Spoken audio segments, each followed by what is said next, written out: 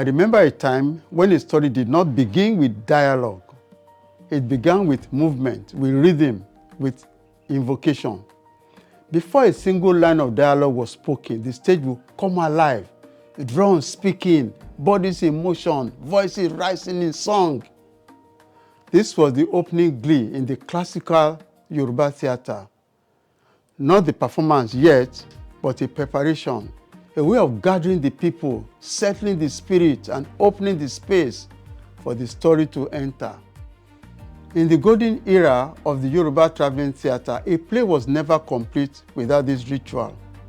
From the great Yoruba Ogunde to Ishola Ogunshola Aisho Pepe with his mastery of the talking drum, to the vibrant Oshumare theatre, each troupe had its own signature, a colorful choreographed blend of drumming, dancing, and song, announcing that something important was about to begin. Today, that tradition has faded. But from my desk, we remember, and this recreation you're about to watch is brought to life from my collaboration through the genius of Segun, Adefila, choreographer, writer, producer, director, and founder of the Crown Troupe of Africa.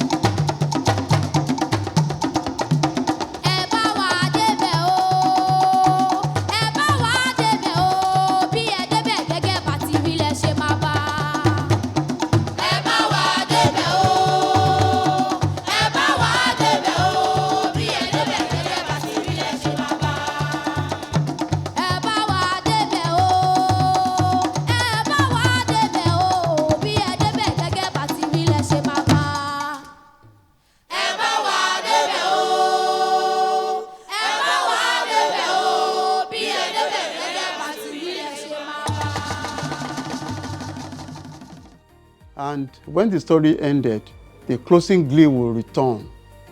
Not just an ending, but as a reflection, a summary, a release, a message carried home by the audience.